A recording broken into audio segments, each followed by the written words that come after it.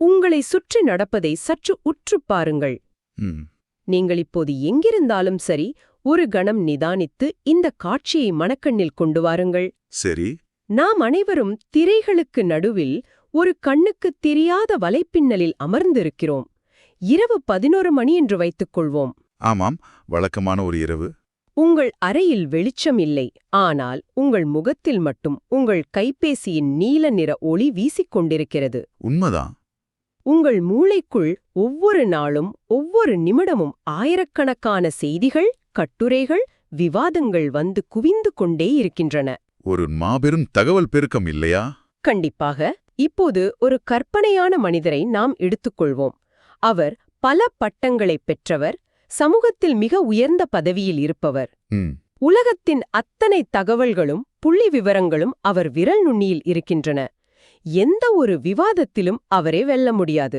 அதாவது வெளியுலகை பொறுத்தவரை அவர் ஒரு முழுமையான வெற்றியாளர். சரியாகச் சொன்னீர்கள். ஆனால் இரவு தனிமையில் தன் படுக்கையில் சாயும்போது அவருக்குள் ஒருவித வெறுமையும் விவரிக்க முடியாத ஆழமான அமைதியின்மையும் குடிகொண்டிருக்கிறது. ம்.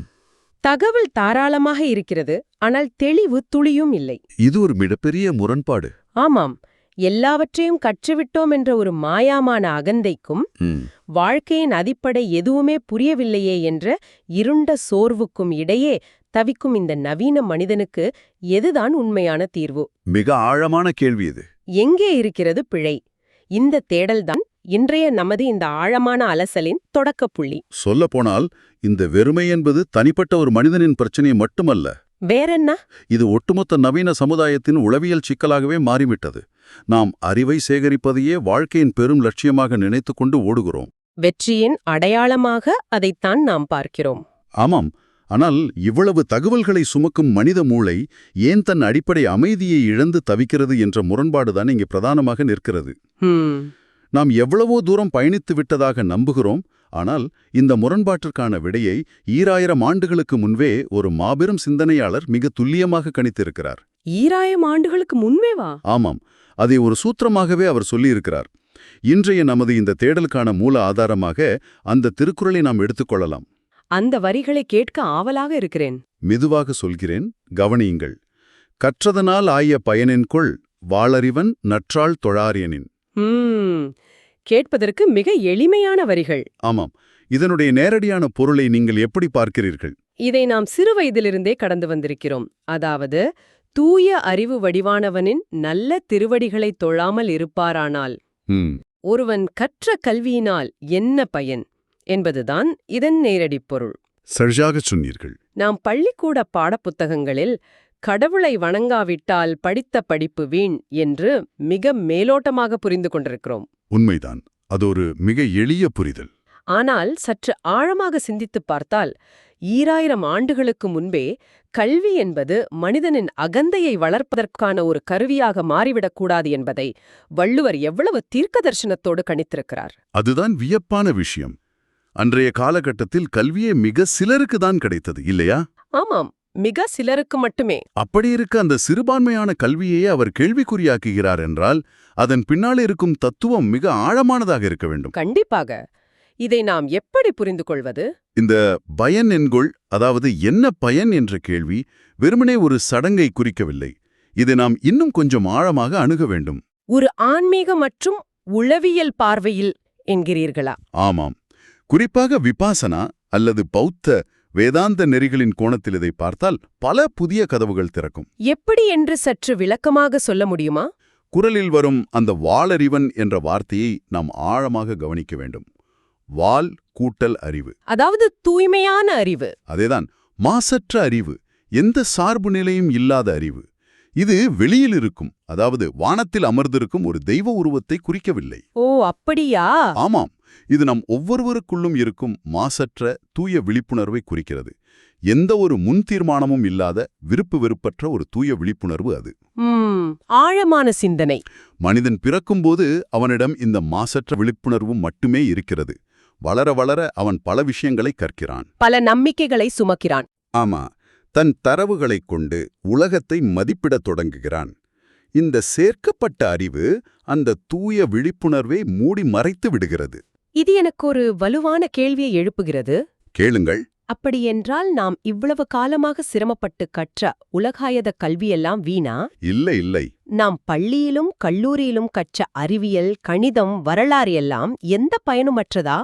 ஒரு மனிதன் எதையும் கற்காமல், எந்த திறமையையும் வளர்த்துக் கொள்ளாமல், தன் அறிவையெல்லாம் அழித்துவிட்டு சும்மா இருக்க வேண்டும் என்பதுதான் இதன் அர்த்தமா?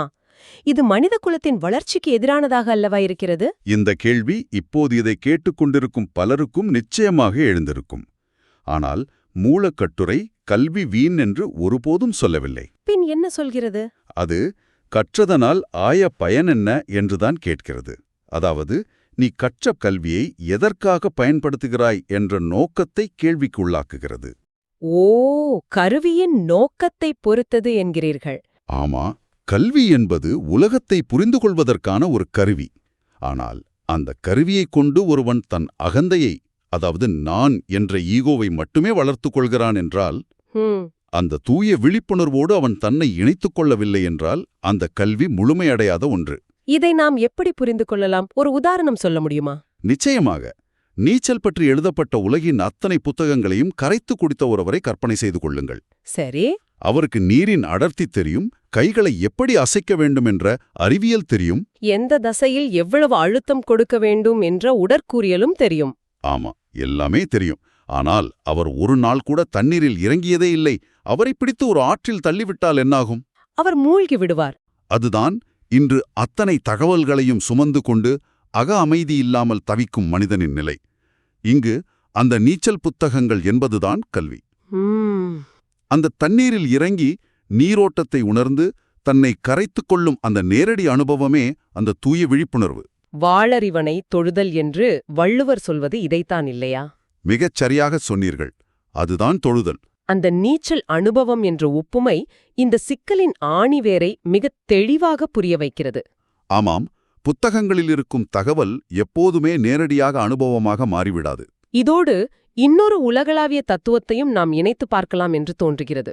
சொல்லுங்கள், எந்த தத்துவம்? மார்க்கஸ் அரேலியஸ் போன்ற தத்துவஞானிகள் கூறும் ஸ்டாய்சிசம் என்ற வாழ்வியல் தத்துவம் என் நினைவுக்கு வருகிறது. ஓ, மார்க்கஸ் அரேலியஸ், மிக பொருத்தமான இணைப்பு. அவர்கள் இயற்கையின் பேரியக்கத்தை, பிரபஞ்சத்தின் அந்த மாபெரும் அறிவை லோகோஸ் என்று அழைத்தார்கள். லோகோஸ்.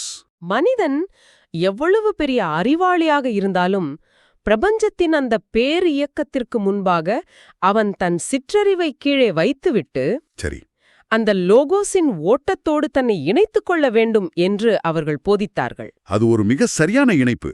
மார்க்கஸ் அரேலியஸ் சொல்லும் அதே லோகோஸ் அல்லது சீன தத்துவமான தாவோயிசத்தில் சொல்லப்படும் தாவோ என்பதுதான் வள்ளுவர் குறிப்பிடும் வாளறிவன். ஆமாம், அதேதான். இயற்கையின் அந்த பேரியக்கத்திற்கு முன்பாக மனிதனின் இந்த தர்க்கரீதியான அறிவு மண்டியிட வேண்டும். இதை உளவியல் ரீதியாகவும் நாம் பார்க்க முடியுமா? கண்டிப்பாக. நவீன உளவியலின் தந்தை என்று அழைக்கப்படும் கார்ல் யுங் என்ற அறிஞரின் தத்துவங்களோடு இதை ஒப்பிட்டு பார்த்தால் இதன் உள் இயங்குமுறை இன்னும் தெளிவாக புரியும். கார்ல் யுங் என்ன சொல்கிறார்? அவர் மனித மனத்தை 2 முக்கிய பகுதிகளாக பிரிக்கிறார். ஒன்று ஈகோ, அதாவது நான் என்ற அகந்தை.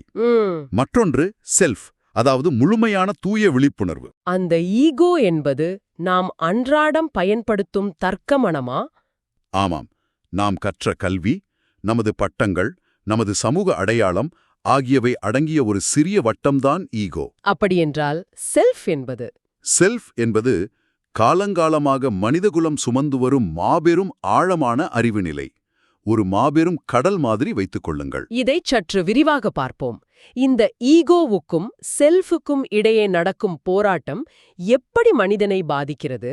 அதாவது, நாம் கற்ற கல்வி எப்படி இந்த ஈகோவை மட்டும் தடிமனாக்குகிறது? மனிதன் அதிகம் கற்க கற்க அவனது ஈகோ தனக்கு எல்லாம் தெரியும் என்று நம்பத் தொடங்குகிறது. அது தன்னை முழு மனதின் எஜமானனாக நினைத்துக் கொள்கிறது. ஒரு கர்வம் வந்துவிடுகிறது. ஆமாம், ஒரு கட்டத்தில் இந்த ஈகோ தனக்கு கீழே இருக்கும் அந்த மாபெரும் செல்ஃப் என்ற தூய விழிப்புணர்வோடு தொடர்பை துண்டித்துக் கொள்கிறது. அது ஆபத்தான ஒன்றல்லவா? மிகவும் ஆபத்தானது. கார்ல் யுங் இதை பற்றி சொல்லும்போது, ஈகோ எப்போது அந்த செல்ஃபுடன் தன்னை இணைத்துப் பண்ண தவறுகிறதோ, எப்போது அந்த தூய அறிவுக்கு முன் மண்டியிட மறுக்கிறதோ, அப்போது அந்த மனிதன் உள்ளுக்குள் பிளவுபட்டு போகிறான் என்கிறார். ஓ, உள்ளுக்குள் பிளவுபட்டு போகிறான். ஆமாம், இந்த உளவியல் பிளவுதான் நவீன மனிதனின் விவரிக்க முடியாத மனச்சிதைவுக்கும் ஆழமான தனிமைக்கும் அமைதியின்மைக்கும் காரணம். ஆக வள்ளுவர் தொழாயரெனின் என்று சொல்வது ஒரு சடங்கான வழிபாட்டை அல்ல. அது இந்த ஈகோ அந்த மாபெரும் செல்ஃபுக்கு தன்னை நிபந்தனையின்றி ஒப்புக்கொடுக்கும் ஒரு உளவியல் சரணாகதியைத்தான் குறிக்கிறது. ஆக இந்த 2000 வருட பழமையான குரல் நவீன உளவியல் பேசும் மனப்பிழவிற்கான மருந்தையே தன் 2 வரிகளில் சுருக்கிச் சொல்லியிருக்கிறது. ஆமாம், இது உண்மையிலே பிரமிப்பாக இருக்கிறது. நிச்சயமாக. இதை இப்போது கேட்டுக்கொண்டிருக்கும் உங்களுக்கு ஒரு விஷயம் தோன்றலாம். தத்துவங்களும் உளவியல் கோட்பாடுகளும் கேட்பதற்கு நன்றாகத்தான் இருக்கின்றன. ஆமாம், ஆனால் இதை அன்றாட நிஜ வாழ்க்கையில் எப்படி பொருத்தி பார்ப்பது என்று நீங்கள் நினைக்கலாம். ஒரு நியாயமான கேள்விதான். இன்றைய நமது நவீன வாழ்க்கை பிரச்சினைகளோடு இதை சற்று ஆழமாக பொருத்தி பார்ப்போம். இன்று நாம் எதிர்கொள்ளும் மிகப்பெரிய சவால் இந்த தகவல் பெருக்கம்தான். ஆமாம், இன்ஃபர்மேஷன் ஓவர்லோட். காலையில் கண் விழித்ததிலிருந்து இரவு தூங்கும் வரை சமூக வலைத்தளங்களில் நாம் தொடர்ந்து ஸ்க்ரால் செய்து கொண்டே இருக்கிறோம். எதையாவது ஒன்றை படித்துக் கொண்டே இருக்கிறோம். பல துறைகளில் பல புதிய தொழில்நுட்பங்களை கற்கிறோம். முன்னெப்போதையும் விட இன்று நம்மிடம் தரவுகளும் உலக அறிவும் பல மடங்கு அதிகம். உண்மைதான். ஆனால் அதே சமயம் மன அழுத்தமும் தனிமையும் சக மனிதர்கள் மீதான வெறுப்பும் ஏன் அதிகரித்துக் கொண்டே போகிறது? ஏனென்றால் நாம் கற்ற கல்வி நம்மை சக மனிதர்களிடமிருந்து பிரிக்கிறது. அறிவு என்பது ஒரு கருவி. அதை எப்படி பயன்படுத்துகிறோம் என்பதில்தான் அதன் பலன் இருக்கிறது என்கிறீர்களா? ஆமாம். ஒரு நவீன கார்ப்பரேட் அலுவலகச் சூழலை கற்பனை செய்து பாருங்கள். சரி. ஒரு உயர்மட்ட மேலாளர் இருக்கிறார். அவர் உலகின் தலைசிறந்த பல்கலைக்கழகங்களில் மேலாண்மை படித்தவர். ஓ, மிகவும் அறிவாளி. ஆமாம். தரவு பகுப்பாய்வு, சந்தைப்படுத்துதல் என எல்லாமே அவருக்கு அத்துப்படி. அவர் ஒரு கூட்டத்தில் அமர்ந்திருக்கிறார். அவருக்கு எதிரே இருக்கும் ஒரு சக பணியாளர் ஒரு புதிய யோசனையை சொல்கிறார். சரி. அப்போது அந்த மேலாளர் என்ன செய்கிறார்? இந்த மேலாளர் அந்த பணியாளர் பேசி முடிப்பதற்கு முன்பே தன் மூளைக்குள் இருக்கும் அத்தனை தரவுகளையும் வைத்து அந்த யோசனையை நிராகரிக்க தயாராகிவிடுகிறார். ஓ! தன்னிடம் சில குறைகள் இருக்கலாம் என்றோ அல்லது எதிரே இருப்பவரின் பார்வையில் ஒரு புதிய உண்மை இருக்கலாம் என்றோ உணரும் நிதானம் அவரிடம் இருப்பதில்லை. நான் உயர்ந்தவன், நான் அதிகம் படித்தவன், எனக்கு எல்லாம் தெரியும் என்ற அகந்தை. அதேதான், அந்த அகந்தை அவரை முழுவதுமாக ஆக்கிரமித்திருக்கிறது.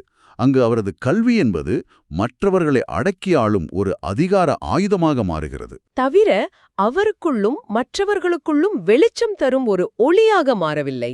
சரியாகச் சொன்னீர்கள். அவர் அறிவை சுமக்கிறார், ஆனால் விழிப்புணர்வை இழந்துவிட்டார். இதுதான் வள்ளுவர் கேட்கும் கற்றதனால் ஆய பயனென்கொள் என்ற கேள்விக்கான நேரடி உதாரணம். ஆமாம், துல்லியமான உதாரணம் அதுதான். அந்த மேலாளரின் உதாரணம் மிக தெளிவாக புரிகிறது.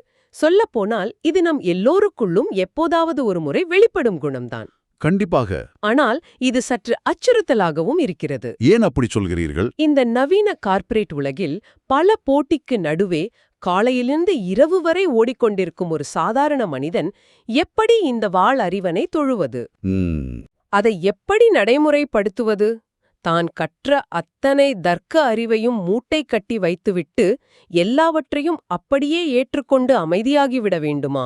இல்ல, அப்படி பின்வாங்குவது தீர்வல்ல. தப்பித்தல் என்பது ஆன்மீகமும் அல்ல, விழிப்புணர்வும் அல்ல. பின் எப்படி இதை செயல்படுத்துவது? நடைமுறையில் இதை செயல்படுத்துவது என்பது அறிவுபூர்வமான பணிவுடன் வாழ்வதுதான். அறிவுபூர்வமான பணிவு. ஆமா, அதாவது ஆங்கிலத்தில் இதை இன்டலெக்சுவல் ஹியூமிலிட்டி என்று சொல்வார்கள். ஓ, சரி.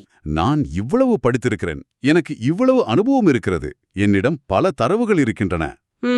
ஆனால் இந்த பிரபஞ்சத்தின் மாபெரும் அறிவின் முன் நான் கற்றது வெறும் ஒரு சிறு துளி மட்டுமே என்பதை ஒவ்வொரு கணமும் ஆழமாக உணர்வது. அந்த உணர்வோடு ஒவ்வொரு செயலையும் செய்வது. ஆமா, அதுதான் முக்கியம். அந்த அறிவுபூர்வமான பணிவு என்பதை தினசரி வாழ்வில் நாம் எப்படி பயிற்சி செய்வது?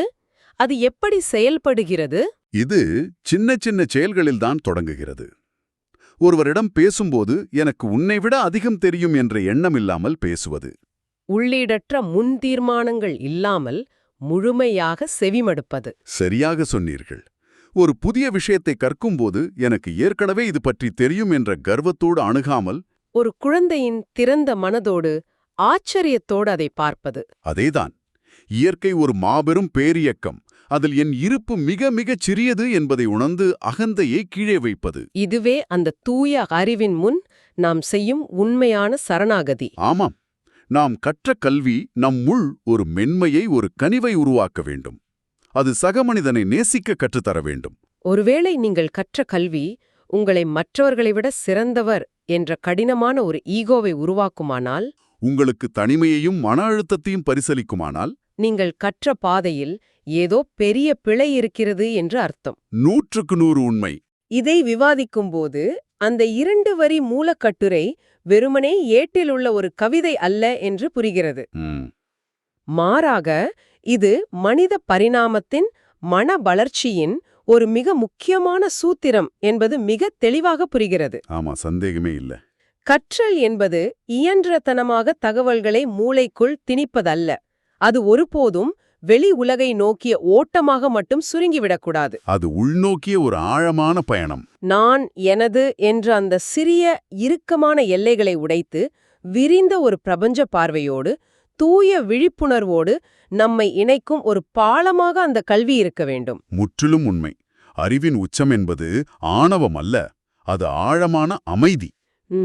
அந்த அமைதியை நோக்கிய பயணத்தில்தான் கற்றலின் உண்மையான பயன் ஒளிந்திருக்கிறது. உலகாயத கல்வி நமக்கு வெளி உலகை வசப்படுத்த கற்றுக் கொடுக்கலாம்.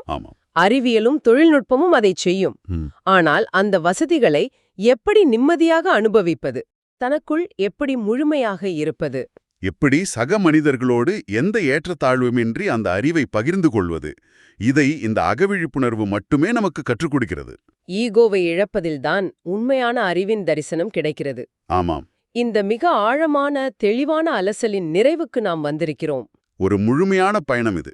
நாம் இன்று கல்விக்கும் அகந்தைக்கும் உள்ள தொடர்பை பற்றி பேசினோம். ஆனால் விடை பெறுவதற்கு முன் முற்றிலும் புதியதொரு கோணத்தில் ஒரு சிந்தனையை உங்கள் முன் வைக்க விரும்புகிறேன். இன்று உலகமே வியந்து பார்க்கும் செயற்கை நுண்ணறிவு எனப்படும் தொழில்நுட்பம் மனித வரலாற்றின் அத்தனை தகவல்களையும் தரவுகளையும் தன் விரல் நுனியில் வைத்திருக்கப் போகிறது. ஆமாம், அது தவிர்க்க முடியாத எதிர்காலம். எந்த ஒரு மனித மூளையும் விட பன்மடங்கு தகவல்களை, அறிவியலை அந்த இயந்திரங்கள் மிகச்சரியாக கற்று நினைவில் வைத்துக் கொள்ளும். உண்மைதான். அப்படியென்றால் தகவல்களை கற்பதும் அதை திரும்பச் சொல்வதும் இயந்திரங்களின் வேலையாகி போகும் ஒரு காலத்தில் மனித மனத்தின் உண்மையான வேலைதான் என்ன? ஒருவேளை எதிர்காலத்தில் மனிதனின் முதன்மையான நோக்கமே கற்பது அல்ல, மாறாக தன் அகந்தையை அழிப்பதுதானோ? இயந்திரங்கள் அறிவை சுமக்கும் காலத்தில் மனிதன் அந்த தூய விழிப்புணர்வை, அந்த வாளறிவனை அடைவது மட்டுமே அவனுக்கான ஒரே இலக்காக எஞ்சியிருக்குமோ? இது ஒரு மிகப்பெரிய சிந்தனை. இன்று நீங்கள் எத்தனையோ புதிய விஷயங்களை கற்றிருக்கலாம், பல தரவுகளை சேகரித்திருக்கலாம், சமூக வலைத்தளங்களில் பல விவாதங்களை கடந்து வந்திருக்கலாம். ஆனால் இன்று இரவு உறங்கச் செல்வதற்கு முன் உங்களை நீங்களே ஒரு நிமிடம் அமைதியாக கேட்டுக்கொள்ளுங்கள். நீங்கள் இதுவரை கற்ற கல்வி உங்களை எனக்கு எல்லாம் தெரியும் என்ற அகந்தையை நோக்கி நகர்த்துகிறதா, அல்லது இந்த பிரபஞ்சத்தின் அந்த மாபெரும் தூய அறிவின் பாதங்களை நோக்கிய நிபந்தனையற்ற அமைதிக்கு உங்களை இட்டுச் செல்கிறதா?